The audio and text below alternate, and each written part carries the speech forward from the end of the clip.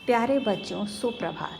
पिछली कक्षा में मैंने मेरे संग की औरतें पाठ के विषय में चर्चा की थी। आज हम उसके शेष भाग पर चर्चा करेंगे। लेखिका माँ के संस्कारों के कारण लड़की होने पर कभी हीन भावना से ग्रस्त नहीं हुई। वह नानी के कारण देश की आज़ादी के मामले में रोमानी बनी रही। जब आज़ादी का जश्न मनाया गया तो लेखिका को टाइफाइड था। डॉक्टर ने जश्न में जाने से मना कर दिया। तब लेखिका उसके लिए खूब रोई तो पिता ने ब्रदर्स कारामजोव नामक उपन्यास पकड़ा दिया। लेखिका को किताबें पढ़ने की सनक थी, अतः जब उनके पिता उन्हें छोड़कर समारोह में चले गए तो लेखिका ने उपन्यास पढ़ना शुरू किया। इसमें बच्चों पर होने वाले अत्याचारों की गाथाएं थीं। लेखिका के मन पर इसका गहरा प्रभाव हुआ कि उन्हें एक अध्याय तो पहली बार में ही याद हो गया। लेखिका के सारे लेखन पर यह प्रभाव छा गया।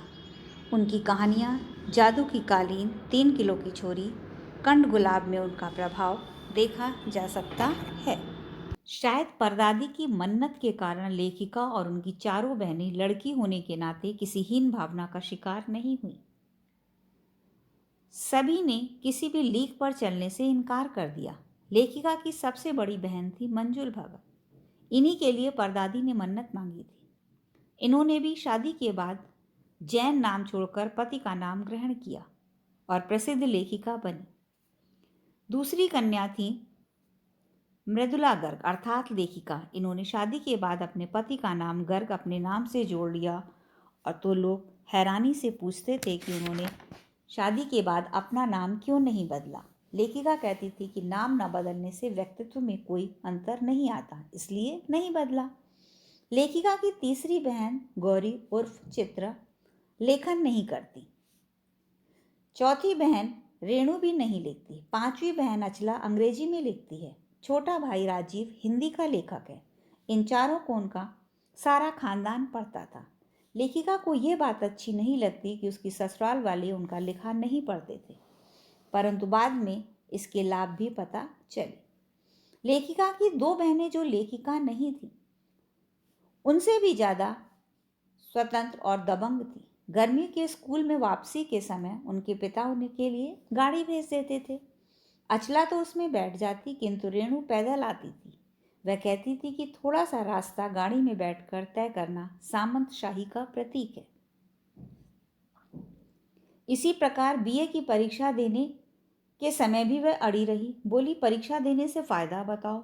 सभी ने कहा, अपनी अपनी तरीके से समझाया। पिता ने कहा, इससे नौकरी कर पाओगी, शादी कर पाओगी, लोग इज्जत से देखेंगे, किंतु वह नहीं मानी। अंत में पिता ने आदेश दिया कि मैं कह रहा हूं। तब उसने पिता की इच्छा पूरी करने के लिए जैसे तैसे बीए की परीक्षा पास की। वह सच बोलने में मां से 2 कदम आगे, इसलिए उनका सच सुनकर सब लोग हंस पड़ते थे। जब कोई उन्हें इत्र भेंट करता था तो वो कहती थी, नहीं चाहिए, मैं तो नहाती हूँ। लेखिका की तीसरे नंबर की बहन चित्रा भी दबंग है। वह मन में आई बात करके ही मानती थी। कॉलेज में पढ़ते समय वह खुद पढ़ने से अधिक औरों को पढ़ाने में अपना समय लगाती थी, इसलिए उसके अपने अंक शागिर्दों से कम आते थे।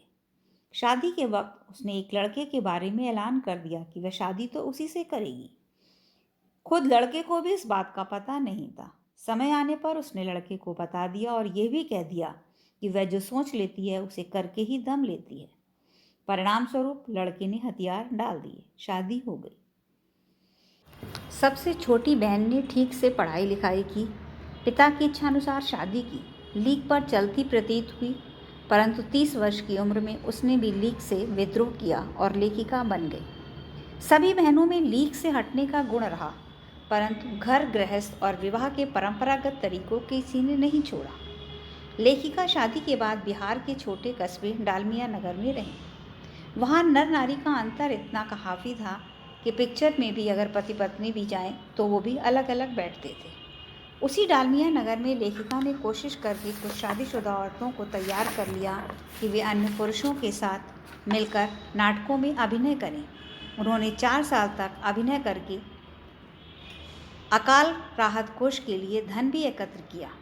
लेखिका कर्नाटक के एक छोटे से कस्बे बागलकोट में पहुंची। वहाँ कोई ढंग का विद्यालय नहीं था जहाँ वे अपने बच्चों को पढ़ा सकें। उन्होंने पास के कैथोलिक बिशप से प्रार्थना की कि वे एक सीमेंट कारखाने की मदद से एक प्राइमरी स्कूल खोल दें। बिशप ने कहा कि यहाँ क्रिश्चियन जनसंख्या कम है। लेखिका ने गैर क्रिश्चियन बच्चों को भी वहाँ शिक्षा योग्य देने की दलील दी। बिशप ने कहा कि आप यकीन दिलाएं कि स्कूल अगले 100 वर्षों तक चलता रहेगा। ये सुनकर लेखिका को गुस्सा आ गया। बिशप ने कहा कि स्कूल खोलना आपकी समस्या है, मेरी नहीं। लेखिका ने संकल्प किया कि वे अंग्रेजी, हिंदी और कन्नड़ 3 भाषाएं सिखाने वाला स्कूल खोलकर रहेंगी और कर्नाटक सरकार से मान्यता भी दिलवाएंगी। कुछ लोगों की मदद से ये कार्य पूरा किया। इस प्रकार लेखिका ने अपनी जिद को हर जगह पूरा किया, विशेषकर लेखन के मंच में।